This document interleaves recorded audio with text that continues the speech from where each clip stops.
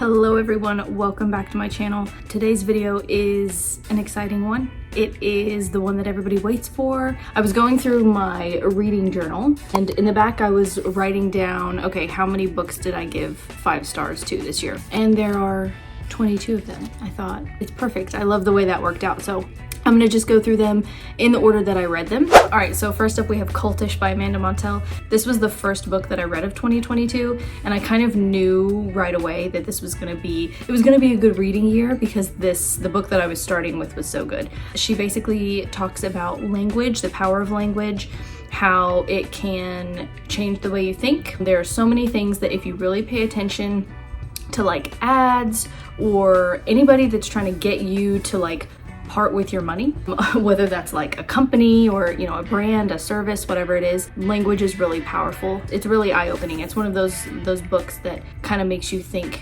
differently after you read it. And so I think that's the mark of a good book. It's so well researched. I want to say Amanda Montell has a degree in like linguistics or something like that. Yes, from NYU. So she knows what she's talking about. I highly recommend if you have not managed to read this one yet.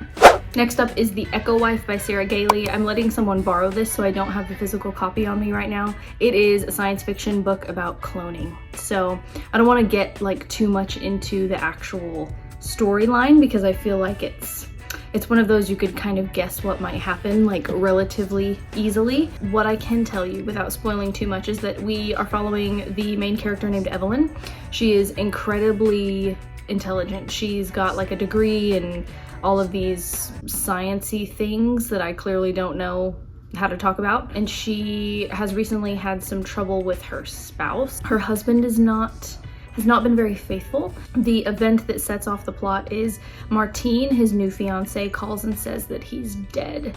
That happens fairly early on, so I don't think I'm giving away too much. The topics mainly focus on relationships, how difficult it is to make them work, how and why they fail, all the very like deep-seated secrets and things that we have in our lives that kind of prevent us from communicating and having successful relationships. The ethics of cloning definitely comes up. That kind of takes center stage. The pressures on women to want babies and marriage and all of that and what that means for our main character, Evelyn. I liked it. It was such a quick read. The pacing was so good. It's one of those you get through in like 2 days and you're like, wow, that was awesome.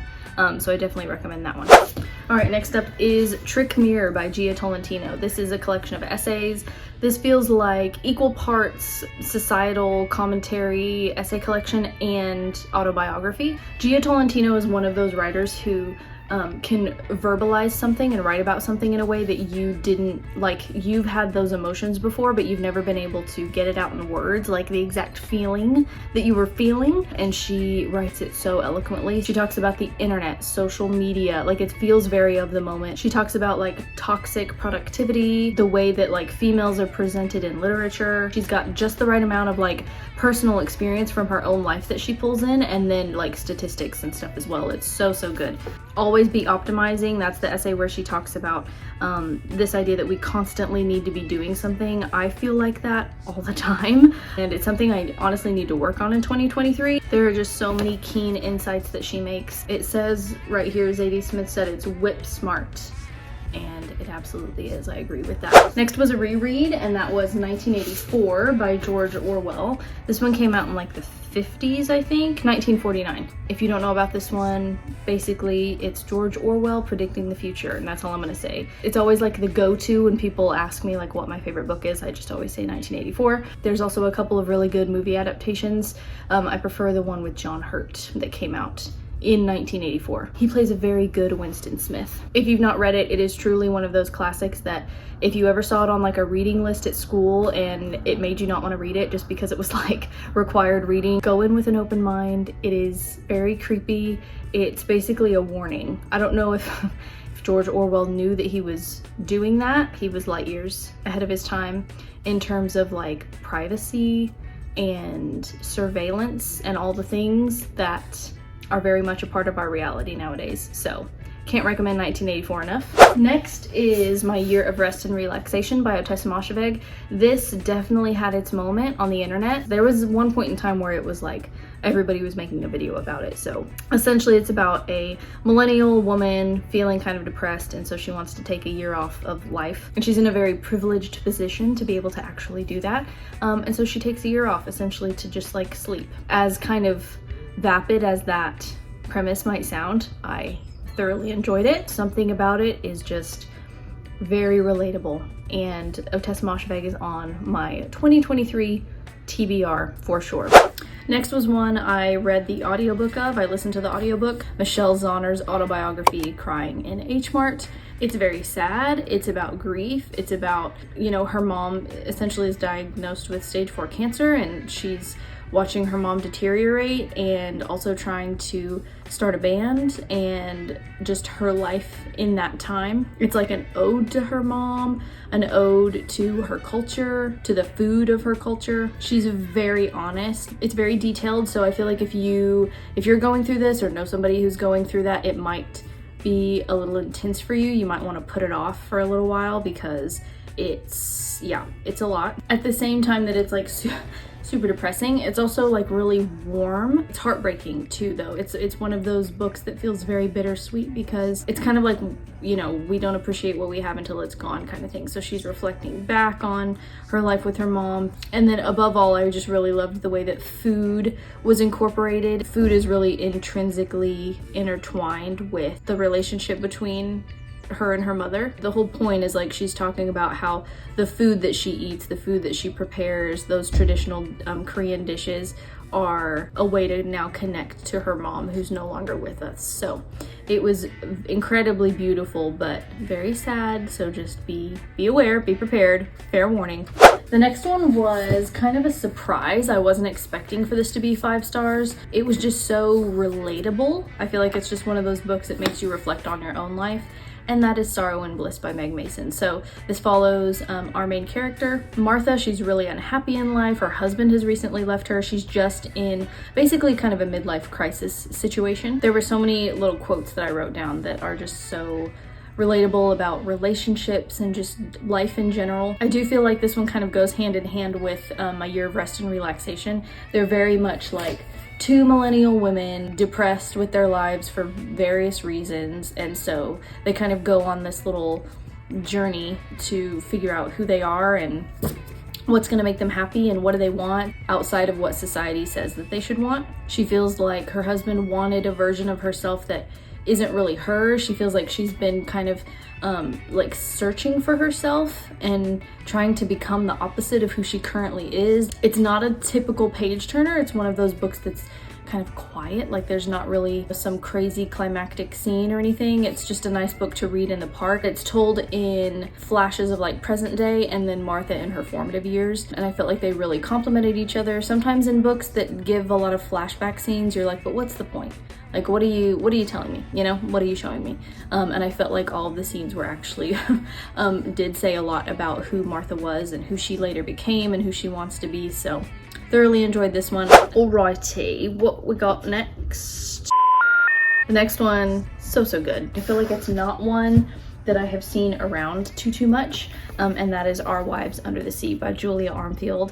I picked this as my beach read when I went to Florida over the summer. It's not a typical beach read, right? It's not like a lighthearted like rom-com that you typically see people take to the beach. So the story is told from 2 different wives' perspectives. We have Miri and we have Leah. Leah has come back from a deep sea mission, and something, Miri doesn't know what exactly, happened. Something went down. Basically, they got stuck down there. Leah is different when she comes back. She's not acting the same. She wants to spend as much time as she possibly can in saltwater. I'm not going to give any more away. I'm not going to talk about it anymore. But it is probably one of the best impulse purchases that I've ever made. Florence Welch actually blurbed it on the back, which I think is really cool. She said, "It moves fluidly between horror story and love story, the gorgeous and the grotesque." So a lot about love and relationships, how far we're gonna go for the ones we love. There's a sprinkling of body horror in there as well for all of you body horror fans out there like I am. So this is probably like maybe my favorite of the year So highly recommend. All right, next up is the only vampire novel that I read this year, and it's really the only one I needed to because it was that good, and that is Woman Eating by Claire Coda. This follows the story of a mother-daughter vampire duo. It takes place in present day, so they're trying to survive in contemporary society. Lydia's trying to survive for the first time on her own, so it's kind of like she's moving out. She wants to go to college, experience, you know, as normal of a life as she can, but her mom has been providing her with pig's blood. That's what they've been surviving off of. And so she basically has to take it upon herself to figure out how to survive. It gave me the vibes of Byzantium. If you've ever seen that film, I think it came out in like 2012, and it stars Gemma Arterton and Saoirse Ronan, and they do a phenomenal job. It's pretty slim. This is one that you could easily read in like a night or two. There are all the things, all the like bloodlust and all the things that you would expect from a vampire novel, but then you've got it from this teenager's perspective who, you know, she's essentially frozen at, I don't know exactly what age she's supposed to be. You know, she's kind of like the every girl. She still, you know, scrolls on her phone and watches Buffy the Vampire Slayer. I just thought it was so cool. It's one of those books, like as a writer, I wish that I had written. It's really cool. Loved it. Next was probably the wackiest one that I read all year, and that is The DeLorean by Missouri Williams. This is one of those books I will probably keep for many, many years because I'm gonna have to go back year after year and reread and figure out what the heck it's actually about.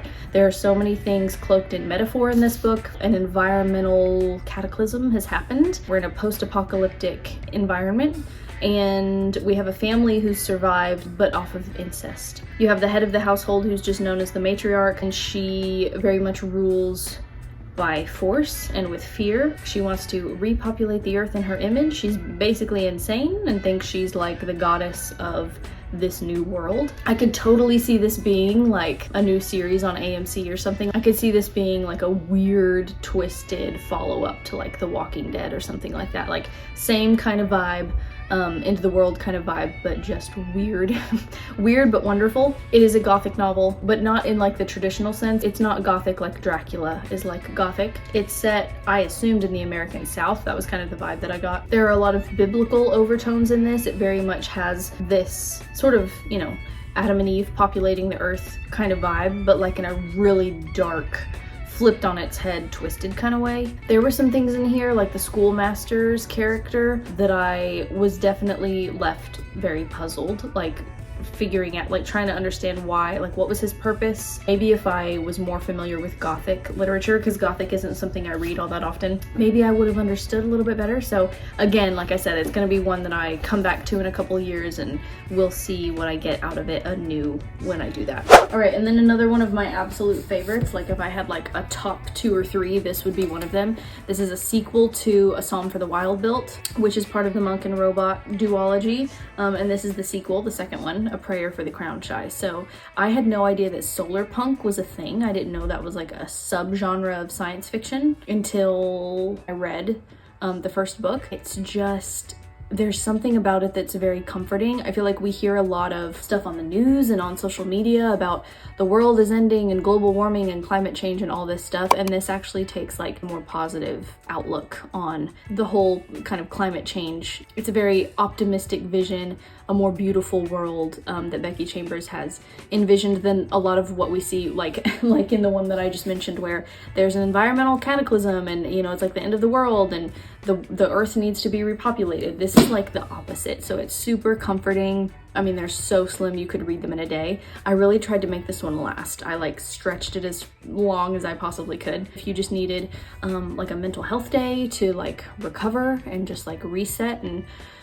you need just a day to take like a deep breath, these are really good books to read for that. The relationship between Dex, who is the main character, and then the robot, who's known as Mosscap, their relationship is so sweet and genuine, and kind of sounds weird to describe like a human and robot relationship like that, but it is. You want to like eat the words, like the words are honey and you just want to like you know, you just want to like gobble them up. Like it's so it's so warm, and yeah, I don't even know what I could say to make you want to read it, but you should read it. The next one is another one that had a very big moment on the internet, so I feel like I don't need to spend a lot of time on it. That's Piranesi by Susanna Clarke. Everybody has raved about this book, and for good reason. Going into something with high expectations and then it meeting those expectations is actually really refreshing, and that's what this one did. So it does follow the main character named Piranesi. He lives in, it's called the house, but it's basically a labyrinth, and he survives day to day helping a character known as the Other, who is in search of this knowledge. It's all very abstract, so I went into it honestly thinking I might not really enjoy it.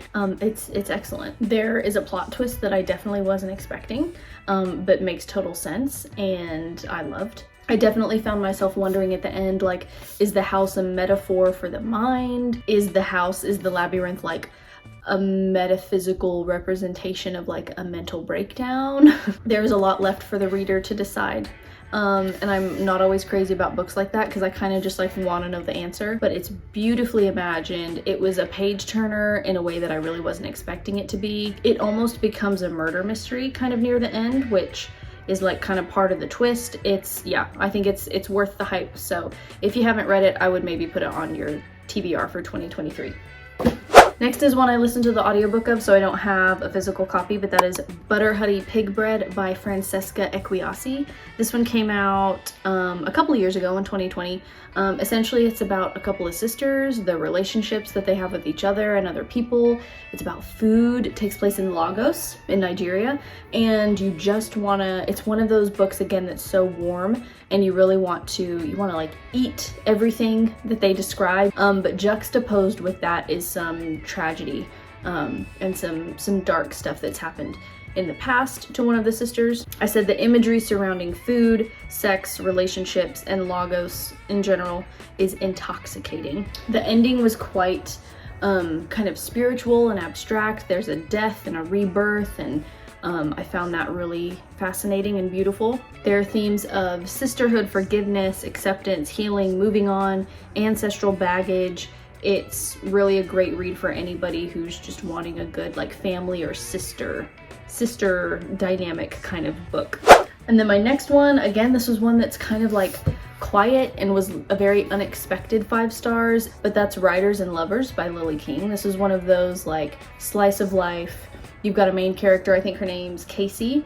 It's set in the 90s and she's like a waitress. I mean, you know, there's nothing about it that's like sounds amazing from the description, but Casey's kind of poised in a very particular time in her life where she's wanting to make some changes. She's kind of growing into her own and figuring herself out essentially. So it kind of feels like a coming of age. So themes of grief, relationships, creating art, like the process of creating art, and fear about entering a new phase in your life permeate this one. The reason why it's so significant and like relatable, I feel, is because it feels like a lot in her life is like dying and coming to an end, but a lot of times with things ending, new opportunities show themselves. So this is one of those that's it's just a simple novel about a girl, but like at the same time it's not. It's so relatable, and I really loved this one. Next was a nonfiction that I really liked.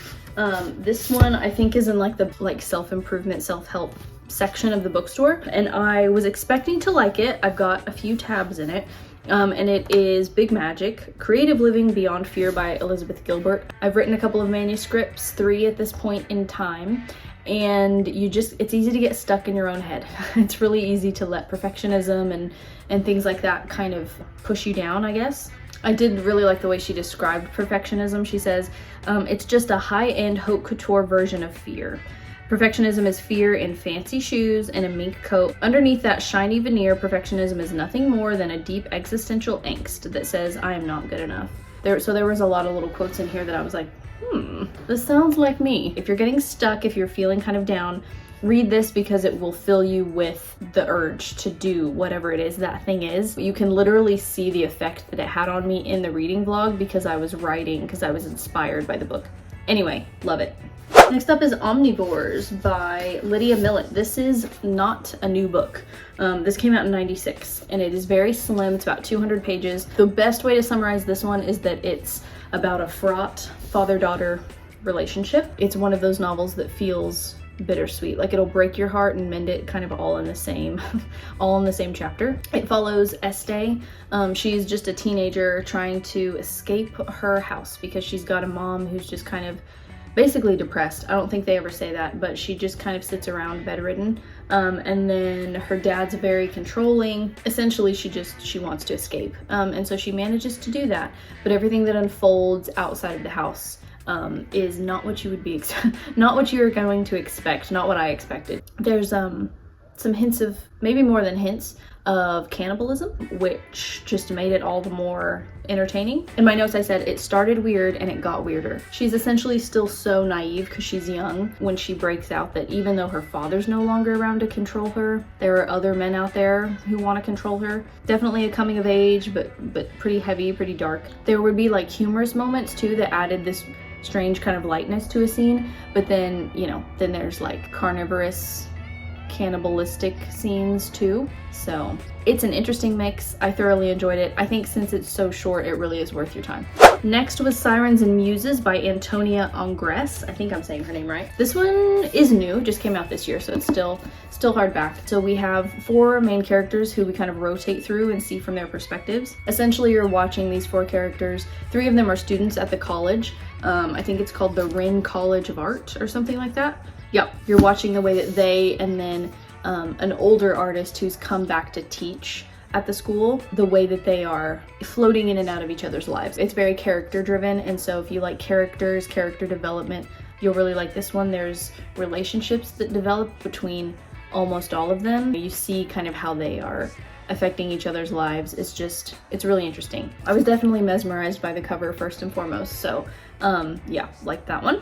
Disorientation is another one that I really liked, and it also takes place at a college, but this one's different. This one is, it's got some lighthearted scenes in it for sure. So we're following the main character whose name I've forgotten, Ingrid. And she's studying this very famous Chinese poet, and she's been working on her dissertation for a very long time, and she discovers a note written in like the library archives, I think, that sends her on this basically wild goose chase to figure out what this note is about. And it really kind of sparks some life back into her because the whole dissertation thing was not going super well. It gets her into some pretty crazy situations. She ends up like breaking into somebody's house. Like, I don't want to reveal too much about the plot, obviously, but it gets pretty entertaining. And then you have like those funny scenes mixed with heavier topics as well, cultural appropriation and yellow face, and like the fetishization of bodies and like the female body. So there's a lot of heavy stuff, but the author does it really well because she brings a little bit of lightness and humor to it, which is sometimes needed when you're dealing with something that's kind of heavy. Okay, so next was, again, one that definitely had its moment on the internet, and I feel like everybody knows about it, but I do have to mention it because I did give it a 5-star, and that's The Atlas 6 by Olivia Blake. It follows 6 people, 6 strangers, who all come together thanks to a man named Atlas, who is looking for people with special talents, supernatural abilities, that sort of thing, and throws them all into a house together, kind of like the real world, and drama ensues. It doesn't maybe sound like the most fascinating thing from that description, but there's a lot of drama, a lot of like psychological things happening between all the different characters, and they're trying to figure out who might be eliminated and what that means. And yeah, it was worth the hype. 5 stars from me. All right, one that I also don't have with me, I lent it to, I think my mom has it, is A Certain Hunger by Chelsea G. Summers. So this one came out a couple of years ago. I described the main character, Dorothy Daniels, as the female Jeffrey Dahmer, which is why I gave it to my mom to borrow, because she loves true crime. That's her shtick, that's her thing. So it is pretty gory. This one, the way that it marries food, because Dorothy is a food writer, with carnage and lust and all those darker things that we, most of us do a really good job of kind of keeping buried, but she marries those things together so incredibly well.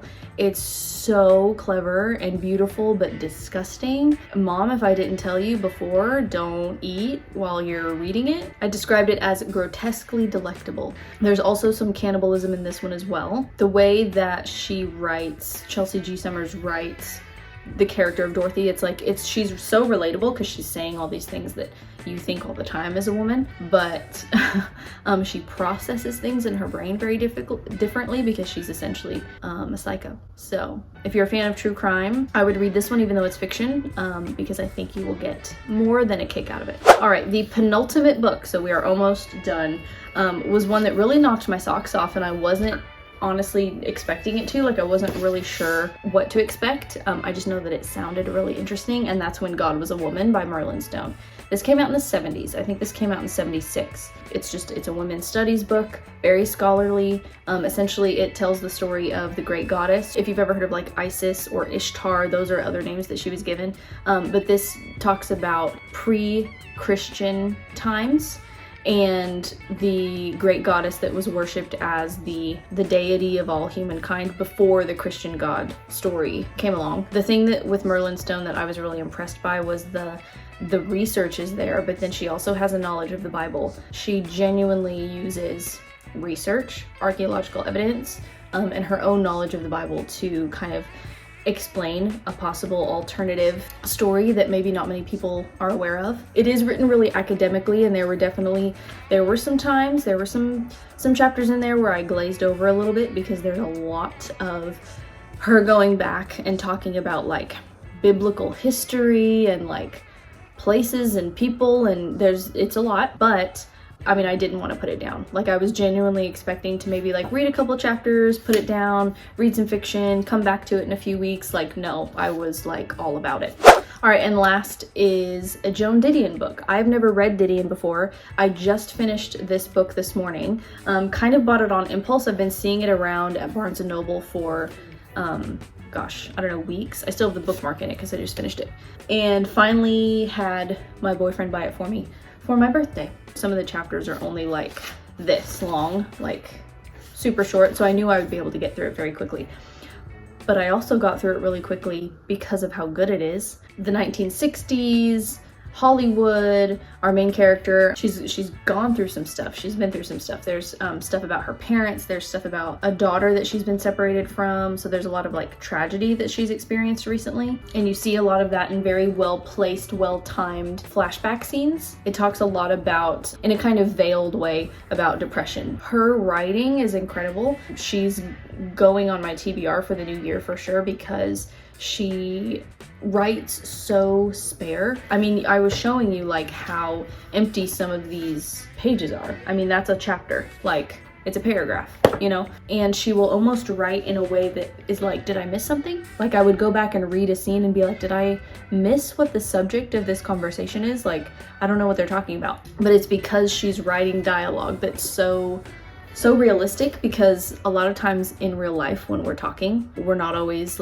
saying the subject of what we're talking about. We're just talking about it. And so she does a very good job with dialogue and with saying something without saying much. The characters are saying a lot without actually saying very much at all. So it's a very short book, but it's very powerful. I know that she is considered a prolific writer, and there's never been one like her.